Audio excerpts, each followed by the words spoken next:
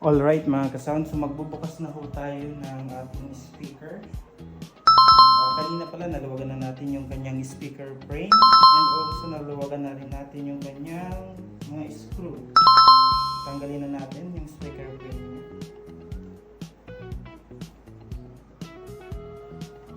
At ang kanyang mga tornilyo, so sabi ko nga kanina naluwagan ko na ito para hindi nahawa yung ating video. So ang kanyang tornilyo pala ay gumagamit siya ng Allen type na pangluwag. So hindi ko alam yung sukat nito kung ilang millimeter ba to, basta ganito po. Tanggalin na natin.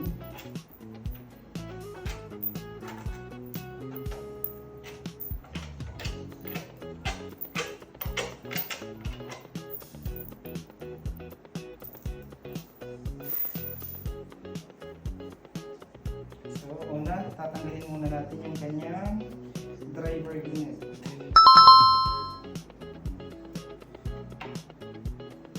So sa pagtatanggal ng driver unit, dapat inaalam din natin yung ating tinatanggal para sa pagbalik natin, tama natin na ilagay. So ito yung kanyang driver unit. So malaki at mabigat rin. Lagay muna natin dito.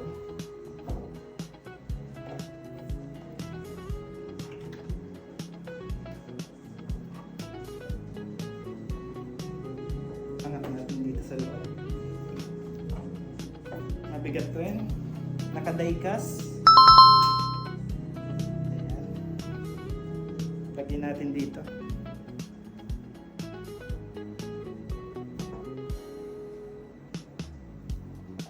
So tingnan natin yung loob ng speaker box. So kung ano ba ang meron sa loob nito, kung ano ba talaga, kasi sobrang napakaganda at quality ng tunog talaga nito.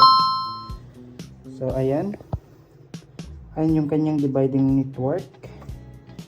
So ang ginamit na wire ay nasa size 14. Ito yung pang speaker. Red and blue ay black. And yellow and black naman sa kanyang driver unit. Ito yung kanyang dividing network. Sobrang napakasulit talaga. Grabe. Kaya naman pala sobrang ganda ng tunog nito. Wow! So hindi natin muna i-discuss yung dividing network kasi wala pa tayo dyan na alam masyado. Oh no! At dito tayo sa ating speaker na ginamit. Yan. Maganda. Nakadaykas.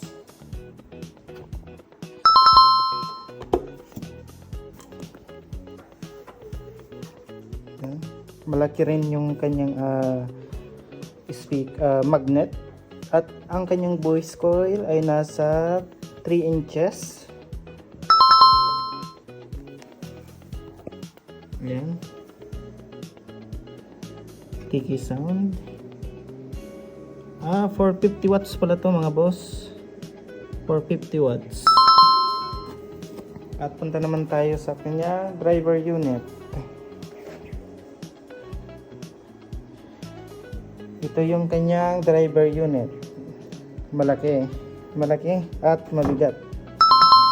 So ang kanyang model ay THF-4 F120 108-508 na meron siyang 8 ohms at 100 watts. Yan. At made in USA pala to. Akala ko China. USA pala. Yan lang mga boss. Thank you for watching. Yan.